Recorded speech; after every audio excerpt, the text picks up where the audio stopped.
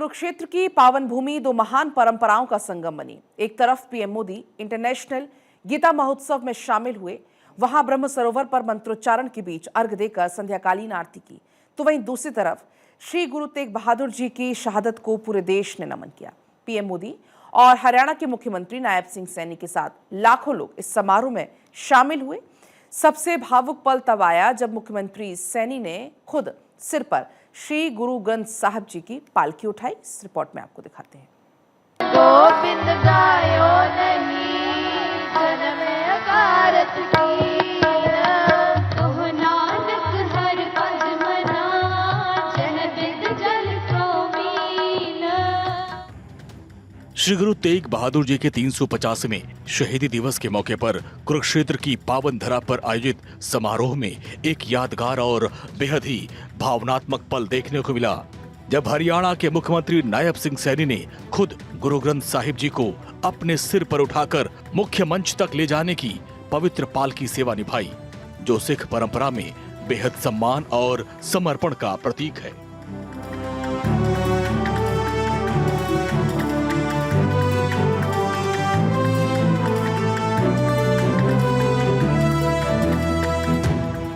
वहीं इस मौके पर प्रधानमंत्री नरेंद्र मोदी ने ज्योतिर्सर अनुभव केंद्र का लोकार्पण और 5 जन शंख स्मारक का शुभारंभ किया।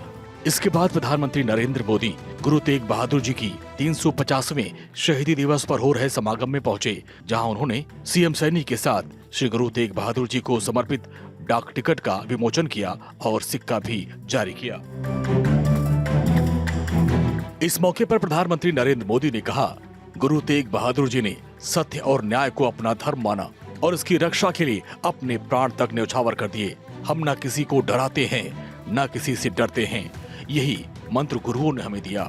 हम शांति चाहते हैं, लेकिन अपनी सुरक्षा से कोई समझौता नहीं करते। ऑपरेशन सिंदूर इसका सबसे बड़ा उदाहरण है। हम न किसी को डराए और न किसी से डरकर जिए। यही निर्भयता समाज और देश को मजबूत बनाती है। हम विश्व को बंधुत्व की बात भी बताते हैं और अपनी सीमाओं की रक्षा भी करते हैं। हम शांति चाहते हैं, लेकिन अपनी सुरक्षा से कोई समझौता नहीं करते। ऑपरेशन सिंदूर इसका सबसे बड़ा उदाहरण है।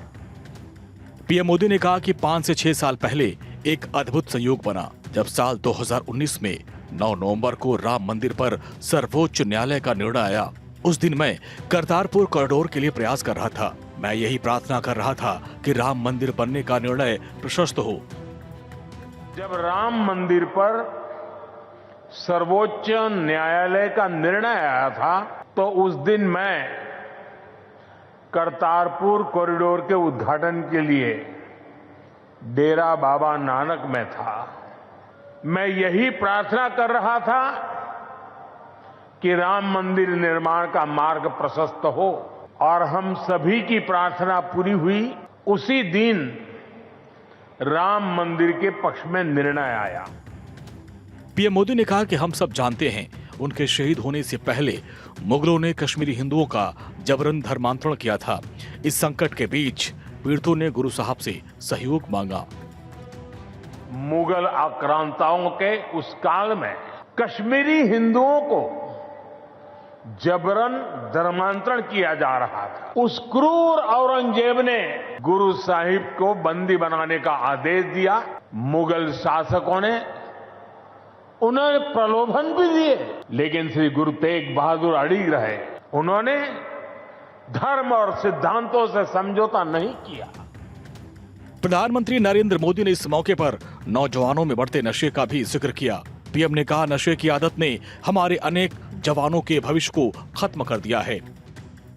नशे की आदत ने हमारे अनेक नौजवानों के सपनों को गहरी चुनौतियों में धकेल दिया है। सरकार इस समस्या को जड़ से समाप्त करने के लिए सारे प्रयास भी कर रही है। यह समाज की, परिवार की भी लड़ाई है, और ऐसे समय में श्री गुरु तेग बहादुर साहब की शिक्षा हमारे लिए प्रेरणा भी है और समाधान भी है।